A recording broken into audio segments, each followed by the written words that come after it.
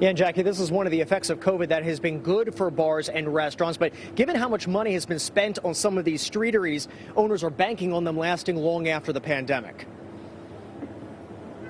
I'm hoping to stick around for a while. Especially considering Tom and his team at Urban Village spent close to $100,000 making their outdoor dining space COVID-friendly. Buying plants, putting up the lighting, we have heaters, we have the awning. We put a ton of work in over the last year to make sure we're sustainable for the future. Same goes for plenty of spots in this city, some building their outdoor setups only recently. Diners like Brianna came out even in the winter. You kind of get to people watch, you get to see the dogs walk by. But one of the lingering issues is parking.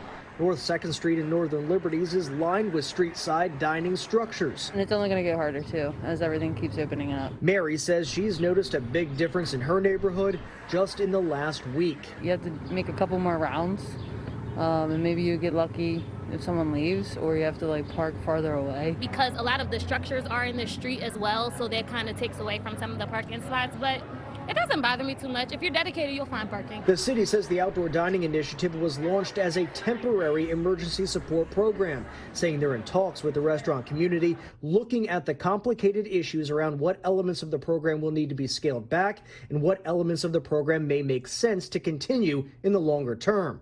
Some think the city shouldn't shutter the street side experience. I would hope not, because that's more business, especially for a lot of the companies that weren't able to open up. But in terms of a residence, it'd be awesome to have more parking garages where you didn't have to necessarily pay for parking. And the Pennsylvania Restaurant and Lodging Association says they've been in talks with city council members about making street side dining a permanent thing. So at least for now, they're staying put. Live in Rittenhouse Square tonight, I'm Matt DeLucia, NBC10 News.